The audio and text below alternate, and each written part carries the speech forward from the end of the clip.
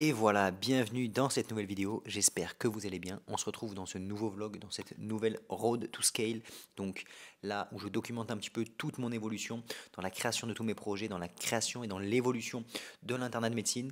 Voilà, il y a pas mal de choses qui sont en train de se mettre en place pour ceux qui débarquent, pour ceux qui veulent un petit état des lieux. Donc moi je suis actuellement Robin, interne en radiologie en 10e année. Et donc, en parallèle de mes études, j'ai monté cette chaîne YouTube sur laquelle j'essaie de documenter tout ce qui est productivité, tout ce qui est évolution et vraiment essayer d'améliorer soi, sa santé, plein de choses. Voilà, donc tous ceux qui sont intéressés par ça, je vous invite à regarder les autres vidéos de la chaîne, suivre ces vlogs pour voir toute l'évolution. Et donc actuellement, je suis sur un projet de création.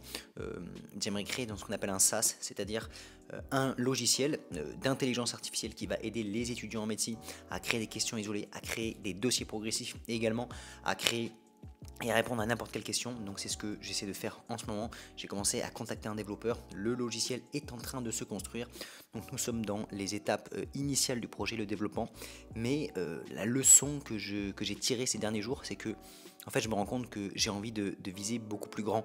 Je sais que c'est un domaine qui m'intéresse, je sais que c'est un domaine qui a du potentiel et vraiment j'aimerais viser quelque chose de beaucoup plus grand, beaucoup plus large, essayer de révolutionner vraiment les révisions de tous les étudiants grâce à l'intelligence artificielle et donc de créer par type d'études vraiment des logiciels qui vont permettre avec un chat GPT mais entraîné sur nos cours pour pouvoir nous donner des explications, pour pouvoir nous créer des examens comme le jour du concours pour s'entraîner un maximum. Voilà, donc c'est ce que j'aimerais créer dans ma vision long terme et je pense que c'est important d'avoir une vision long terme pour savoir où on va, pour savoir dans quelle direction on va et pour nous pousser vers l'avant. Voilà, pour avoir toujours cette espèce d'étoile lointaine sur laquelle on sait pourquoi on fait tout ça. Voilà, donc ça c'est la vision globale et c'est vrai que j'avais pas récemment j'avais pas fait j'ai toujours eu des ambitions, etc. Mais là, je me suis recadré, je me suis recentré, j'ai pris du recul et je me suis dit qu'est-ce que j'aimerais vraiment faire au fond, qu'est-ce qui me motive.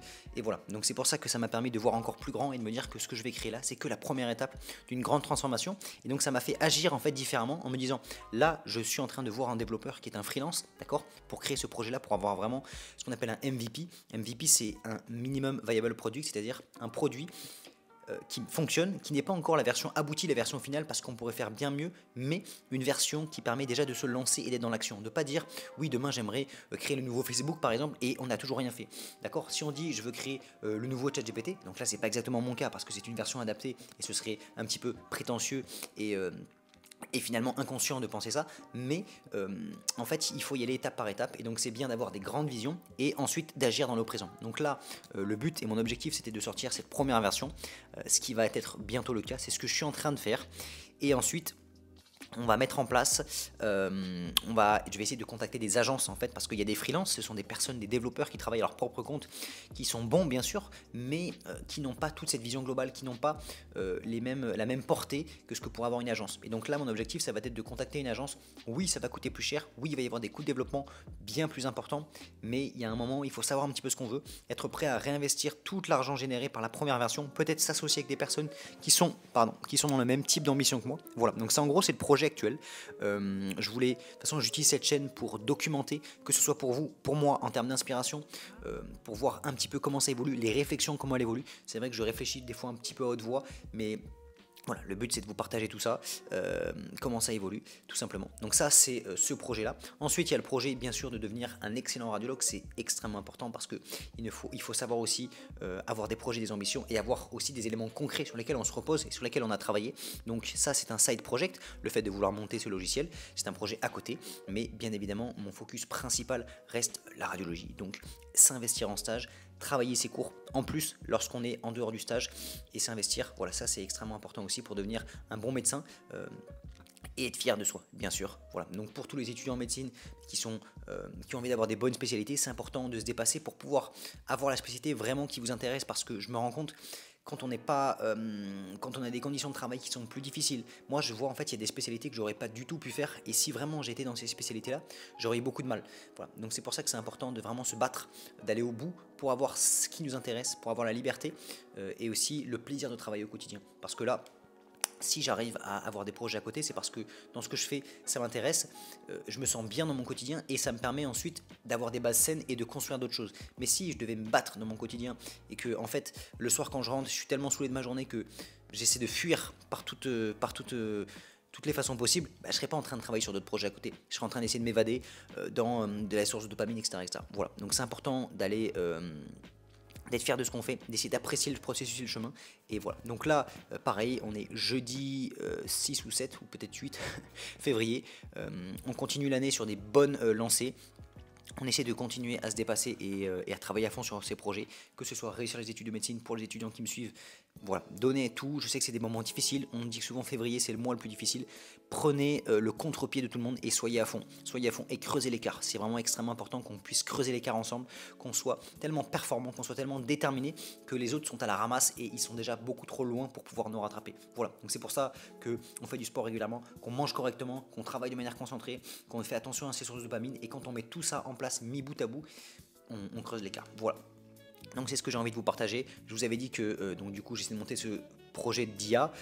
Je fais place à un développeur pour pouvoir me lancer cette première version. Et de mon côté, je m'informe, je me forme et je suis des formations sur le domaine de l'IA pour commencer à avoir vraiment des bases de connaissances solides. Et c'est ce que je vous invite à faire de votre côté.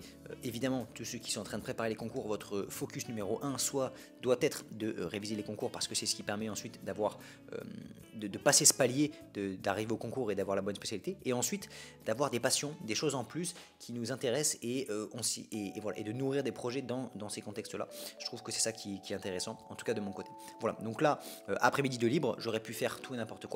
Je vais me mettre sur l'ordinateur, travailler sur les projets, me donner des tâches spécifiques, 3 tâches spécifiques importantes que je dois faire aujourd'hui. Et lorsque je les aurai faites, je serai content. Donc il va y avoir tourner des vidéos YouTube, il va falloir tourner les vidéos, préparer tout le site pour le projet IA et également se former sur l'IA et également aussi j'aimerais bien continuer à faire quelques petites vidéos de formation de radiologie. On a tous les modules e-learning donc je vais essayer de travailler un petit peu ça pour parfaire mes connaissances. Voilà, donc ça c'est le projet de l'après-midi.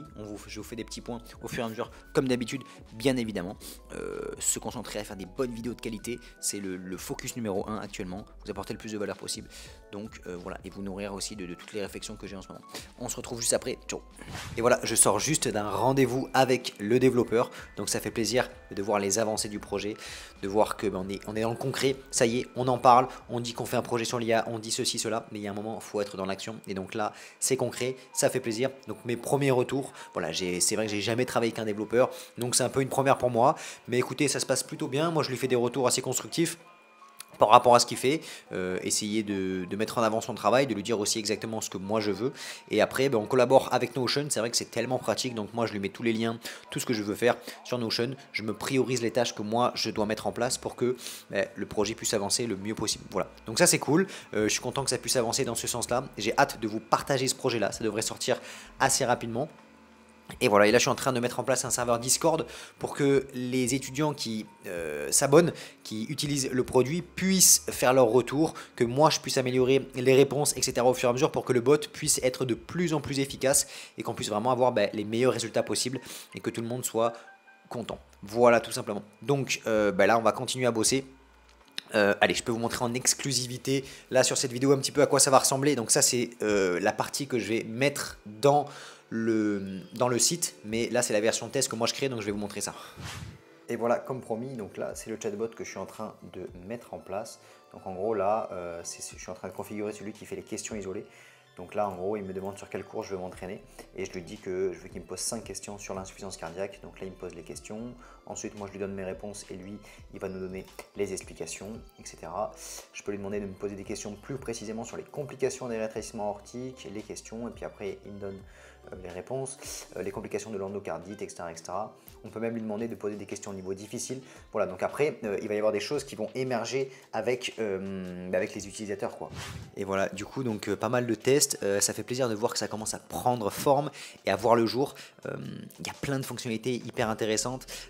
C'est vrai que là, je pourrais également mettre en place GPT-4 avec, mais c'est vrai qu'il y a un problème de rentabilité, entre guillemets, parce que GPT-4, il est bien plus efficace, mais il demande 20 fois plus il coûte 20 fois plus cher, et en fait du coup imaginons on fait payer un utilisateur 20 €, mais en fait il va utiliser tous ses crédits, tout le nombre de crédits qui lui est alloué au bout de pas quelques questions mais assez rapidement sur un mois, et donc du coup c'est dommage. Donc là je vais attendre de voir ce que ça donne avec GPT 3.5. Déjà ça marche très bien, j'en suis content, je sais que ça pourrait être encore mieux. Mais le but c'est de voir un petit peu le business model, voir comment ça marche dans un premier temps, et puis après si on voit que par exemple ce que j'avais imaginé en termes de nombre de messages par utilisateur, moi je vais récolter le plus de données possible, le nombre de messages, si je vois qu'ils ne sont pas, que je suis assez large, peut-être qu'à ce moment là on peut passer sur GPT-4, voilà, donc il va y avoir des phases d'itération, des phases de test, je vais également mettre en place tout un système pour qu'on puisse récupérer les feedbacks, parce que c'est une IA, je ne peux pas tout, moi j'ai essayé de la personnaliser le plus possible pour qu'elle soit efficace, qu'elle donne des réponses, mais des fois les IA elles peuvent halluciner, elles peuvent donner des réponses qui sont aberrantes, et donc le but c'est de prendre du feedback et que les utilisateurs puissent mettre un endroit dans lequel ils mettent la question qu'ils ont posée et la réponse qu'ils auraient espéré avoir. Donc ça peut être une capture d'écran du collège, des choses comme ça. Et en fait, ça, moi, ça va me permettre d'alimenter l'IA. Et en fait, si je fais ce travail assez régulièrement où je donne du feedback à l'IA et je l'améliore, et bien en fait, au fur et à mesure du temps, elle va être bien meilleure. Voilà, donc entre le fait d'améliorer les données que je lui donne, plus de lui donner du feedback sur ce que les utilisateurs donnent, au fur et à mesure, on va avoir une IA extrêmement puissante et franchement, c'est hyper intéressant. Donc ça, c'est vraiment un système que je dois mettre en place et n'importe quelle IA est sujette à ça. Même si on lui donne des bonnes données, ben on peut pas tout contrôler. Et donc c'est pour ça que des fois, c'est un peu, comment dire, c'est pas qu'on a peur, mais on se dit on aimerait faire le meilleur système possible et on peut pas tout maîtriser. Donc c'est comme ça. Voilà. Donc là, ben, très content d'avoir avancé là-dessus cet après-midi. Je vous ai monté une petite avant-première. Le but, c'est de mettre en place 3 fonctionnalités clés qui sont les fonctionnalités de l'EDN, qui sont questions-réponses. Donc quelles sont les complications de l'endocardite, quels sont les signes cliniques du neuro etc. Lui, il va nous extraire les informations du collège et les ressortir. Ensuite, il peut nous créer des questions isolées et il peut également créer des dossiers progressifs. Voilà, donc ça, c'est hyper intéressant, tellement instructif que ça va me permettre vraiment d'apporter vraiment de la valeur et je suis content que ça puisse naître. Donc ça, c'est la première étape du projet. Et puis ensuite, je vais me rapprocher d'agences. C'est-à-dire que moi, je me forme de mon côté. Là, j'ai réussi à créer cette solution un petit peu de mes propres mains, mais je sais que si je m'entoure d'une équipe, on peut vraiment créer des projets qui sont de plus grande envergure, qui sont vraiment encore plus intéressants. Et donc c'est ce que j'aimerais mettre en place. Donc tout ce qui va être, tous les fonds qui vont être récoltés par cette première version vont être réinjectés dans une deuxième version plus aboutie. Évidemment, c'est souvent comme ça que ça se passe. Ce sont on appelle un MVP, puis après on avance étape par étape. Donc ça c'est ce qu'on va faire, ce que je vais faire. Je vais me rapprocher de différentes agences de développement de logiciels d'IA. C'est là par exemple sur un projet comme celui-ci, c'est plusieurs milliers d'euros de coûts de développement, d'investissement, etc. Je pense que pour travailler avec une agence pour créer un modèle plus puissant, peut-être un modèle, même des fois il y en a qui sont capables d'entraîner, c'est-à-dire que ChatGPT est un modèle entraîné et ensuite on lui demande grâce au PDF d'aller récupérer l'information. Mais on peut également créer notre propre modèle entraîné, c'est-à-dire qu'on prend un modèle à 0 ou bien ChatGPT et on le réentraîne. C'est un petit peu différent. Ceux qui comprennent l'IA, ils comprendront de ce que je parle, mais voilà, on peut même parfois créer notre propre modèle, entraîner notre propre modèle. Ça coûte assez cher. Voilà, donc voir avec une entreprise d'IA, qu'est-ce qui pourrait donner les meilleurs résultats et voilà. Et en fait, ça peut coûter plusieurs dizaines de milliers d'euros. Et donc en fait, je sais que si je veux vraiment passer à un autre niveau, révolutionner ce marché-là, il va falloir passer par cette phase-là, il faut être prêt à réinvestir. Là, je me rends compte que c'est mon focus numéro 1, c'est vraiment sur ça que j'ai envie de concentrer et surtout de me dire que je suis allé au bout du projet, tout simplement parce qu'il y a du potentiel, c'est un domaine qui m'intéresse énormément et voilà, et j'ai pas envie juste de dire oui, l'IA c'est à la mode et juste je m'y intéresse, j'essaie de mettre les pieds dedans pour progresser et voilà, et après peu importe ce que ça donne, est-ce que ça marche, est-ce que ça marchera pas, au moins j'aurai eu la fierté de me dire que je suis allé jusqu'au bout. Voilà, donc ça c'est un petit peu les avancées du moment. Là je vais en profiter pour un petit peu tourner les vidéos de l'après-midi parce que finalement entre tous les retours que j'ai dû faire aux développeurs etc, ça a pris du temps, donc on va essayer de tourner des vidéos YouTube parce que j'ai pas toujours le temps de faire ça. Donc ce que je fais c'est que je vous ai toujours parlé du système d'organisation. Là maintenant je m'organise, je passe des journées à faire des scripts et puis après je passe 2-3 heures à tourner. C'est assez épuisant, éprouvant, mais voilà, au moins je suis organisé et j'arrive à sortir du contenu de qualité. Donc ça ira, on va arrêter le vlog ici. Nous on se retrouve dans une prochaine vidéo. Je vais essayer de continuer à sortir les podcasts également parce que j'ai vu que c'était un format qui vous plaisait. Sortir des vidéos longues de bonne qualité. Et voilà, je vous souhaite vraiment plein de bonnes choses, plein de bonnes révisions. Continuez d'avancer dans vos révisions, dans vos projets, de réussir au concours. Et tous ceux, parce que j'ai des messages tous les jours de gens qui ne sont pas uniquement en études de médecine, mais qui suivent les vidéos, qui suivent les avancées des projets. Donc voilà, le but ici c'est d'avoir une armée de personnes qui sont déterminées, qui ont envie d'aller au bout de leurs ambitions et de partager ça ensemble. Tout simplement, voilà, je vous souhaite plein de bonnes choses, plein de bonnes révisions et à la prochaine, c'était Robin. Ciao ciao.